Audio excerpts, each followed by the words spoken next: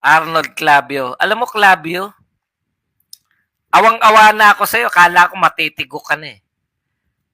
Bumabanat ka na naman. Sana yung pangalawang buhay mo na to, Clavio eh. Di ba?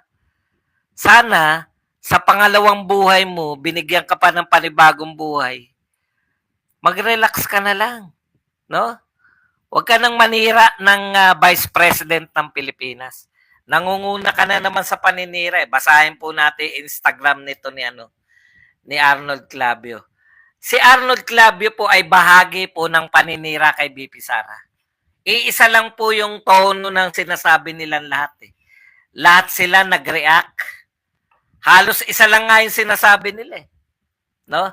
Nag-react po sila nung si Vice President Sara Duterte ay dumulog sa Korte Suprema. Bakit po kayo nagre-react? Ganito po ang sinasabi nila, no? In general, ang sinasabi nila, kala ko ba mas masakit? Kala ko ba mas masakit yung iwan ng boyfriend kaysa ma-impeach? Bakit ka tumakbo? Bakit ka natatakot sa impeachment? Akala ko ba unbothered ka? Akala ko ba matapang ka? Bakit ka takot sa impeachment? Tandaan nyo po yung sinasabi ko, ito po ang pattern nila. Mga conmen, mga vloggers, mga nagpo-post para kay At isa lang po ang pattern nila. Una sinasabi, akala ko ba, mas masakit yung iwan ng boyfriend kaysa ma-impeach. Bakit takot ka sa impeachment? Bakit takot kang harapin ang mga ebidensya laban sa impeachment? Bakit nagpapanik ka? Bakit ka nagpapanik sa impeachment? Bakit hindi ka kampante sa impeachment? Yan po mga dialogue nila. At ipapakita ko po sa inyo na iisa lang ang scriptwriter ng mga vloggers, ng mga congressman, kasama po ng media na nire-represent nito ni Arnold M. Clavio. Alam niyo na ibig sabihin ng Arnold M. Yung M sa Arnold. Ibubulong ko sa inyo. Man. Yak. Arnold. Man. Yak. Clavio. Magbasa po tayo. Teka, baka sabihin niyo naman mali yung formula eh. Formula po nila 'yan. Isa lang po nagbaba niyan. Lahat sila ganyan ang sinasabi. Patutunayan natin Basa. Ito po ay ako si Igan. Instagram po to ni Arnold M. Clavio. Mas masakit pa iwan ka ng boyfriend o girlfriend kaysa ma-impeach ka. Kaya dapat ipatigil na sa Supreme Court ang impeachment trial. Diba? Inaasar niya, nilalait si BP Sara. Basa pa tayo. Okay. Ito, binabanatan niya si BP Sara sa pamamagitan ng gumamit pa ng ibang tagpo. Ang mas masakit ay ang hindi maipaliwanag kung saan napunta ang daang milyong piso sa kaban ng bayan sa anyong confidential at intelligence funds. Alam mo, Arnold M. Clavio, maliwanag na sa amin lahat eh. Yung intelligence ay yung confidential fund, ginamit yan para dyan sa mga katulad ni Franz Castro. Sinabi talaga ni BP Sara yan. Para maiugnay namin yung katulad mo, Franz Castro, sa mga komunista. Sinabi ni BP Sara yan. Doon ginagamit Arnold Clavio. Kaya nga merong safe house. Kaya nga may binabayaran na safe house. May binabayaran ng mga Mary Grace Piatos. Hindi mo ba alam yung Mary Grace Piatos, Arnold M. Clavio? Hindi mo ba alam kung bakit merong M sa pangalan mo? Hindi.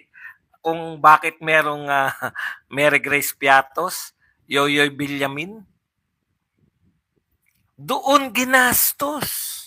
Hindi mo ba alam yun? O sa DepEd naman, kasi sinasama na nila DepEd eh. Ito po ang pinaggamitan para po,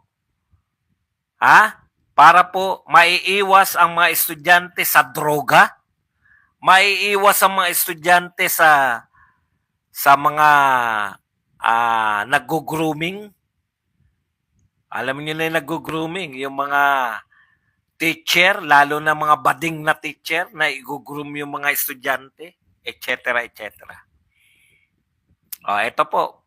Tuloy natin ang pagbabasa rito kay Arnold M. Clavio. Ang masakit pa, todo tanggi ang gumastos na may paliwanag to.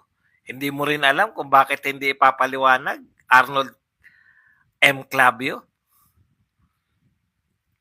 Papaliwanag ko pa rin sa iyo. Kasi, alam mo, Arnold Clavio, vlogger lang kami. Kayo, journalist. Ang dami yung budget. Hindi mo pala alam. Ako na magpapaliwanag sa iyo. Kawawa ka naman. Kaya hindi pinapaliwanag kung paano ginagastos yung confidential dahil confidential. May batas laban sa confidential. Naintindihan mo? Okay.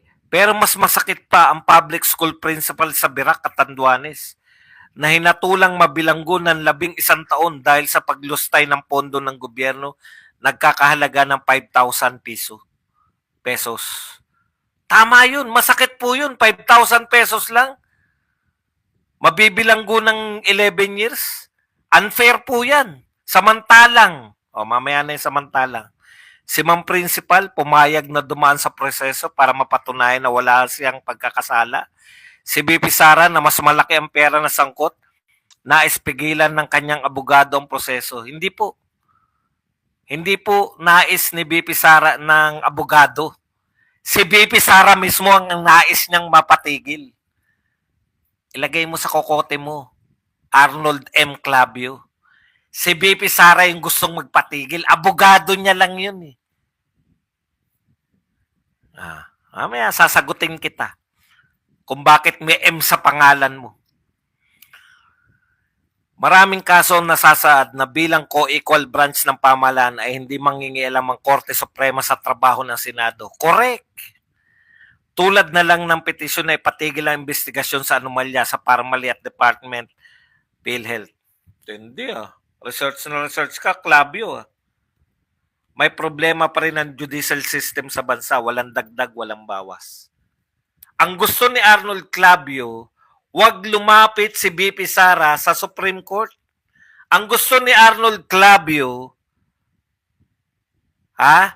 wag dumulog sa Supreme Court si BP Sara. Arnold M. Clavio, bakit ayaw mong dumulog sa Supreme Court si BP Sara? Bawal ba siyang dumulog sa Supreme Court?